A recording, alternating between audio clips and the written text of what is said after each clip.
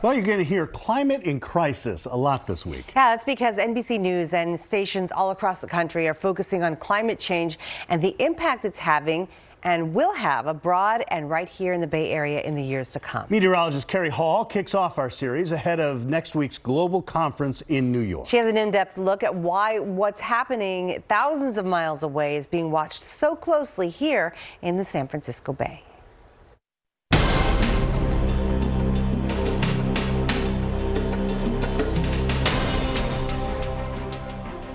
This morning, I'm focusing on melting glaciers and how they're impacting the Bay Area and the entire world. In Alaska, glaciers are not only melting, but completely disappearing at an alarming rate. According to NOAA, warm temperatures are melting the surface of the glaciers a foot per day and about 100 feet below the surface each year. Just a little insight on how hot things are getting up north. We just witnessed Alaska dealing with record high temperatures this past July. Heat soared into the 90s for several days. The state has warmed about 4 degrees in the last 50 years. Keep in mind that's about twice as much as the rest of the world. All of that warm weather is hitting our Arctic regions the hardest.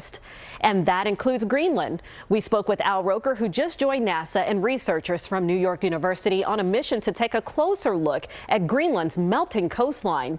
I asked him why all of this matters to us everywhere, including right here in the Bay Area. A lot of these places are not prepped for ocean level rise. They're especially in the Bay Area. I know, you've got a lot of old infrastructure. And any appreciable ocean level rise is going to be felt in your infrastructure. As we continue our week-long series, Climate in Crisis, tomorrow we'll show you the rising sea levels and how that may impact specific cities around the Bay Area. Thank you, Carrie. This is going to happen all week long. You can see here on your screen, today's show is going to continue coverage as well as our evening news programs, nightly news, and NBC Bay Area